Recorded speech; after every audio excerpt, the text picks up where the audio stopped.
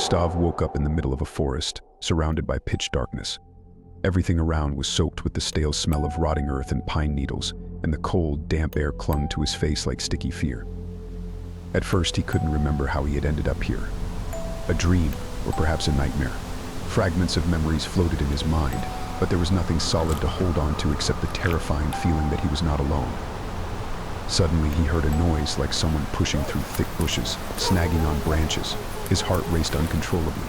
He listened and realized the sound was drawing closer slowly, as if someone was deliberately taking their time, relishing his helplessness. Whatever it was watching him. Gustav began to move, hiding behind trees, trying not to make a sound, but every step he took betrayed him with creaks. The trees around him grew denser, branches bending down as if reaching for him with their knobby arms. He was gripped by fear as he realized that the forest wasn't just surrounding him, it was closing in, like a cage. The rustling sounded even closer now, and turning he saw it. Tall and thin, the creature had gray, wrinkled skin like the bark of an ancient tree. Its face was unnaturally long, with empty eyes glowing yellow like old dead lanterns. The creature extended its long, bony fingers with claws covered in scraps of moss and dirt.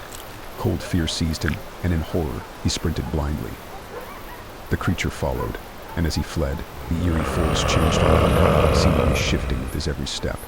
Roots rose up like giant snakes, branches snatched at his clothes and skin, leaving scratches.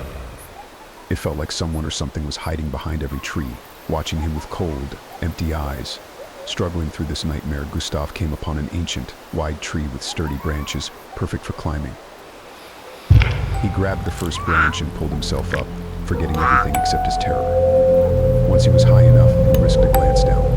Standing below him on the ground were not one but several creatures.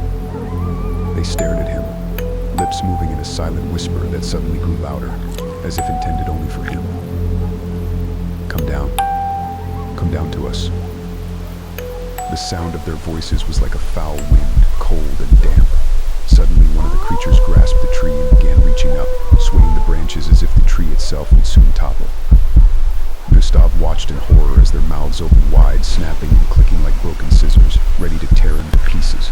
They continued to moan and groan, their voices blending into a ghastly song. The forest seemed to come alive with their chant, every rustle, every gust of wind responding to these creatures. Then they began to circle the tree, slowly at first, extending bony fingers as they twisted like snakes. A creature with red eyes grabbed his ankle, and a sharp pain shot through his leg as needle-like claws sank into his flesh. Gustav flailed, grabbing onto the branch, trying not to fall, but the creature pulled him with such force that the branch began to crack.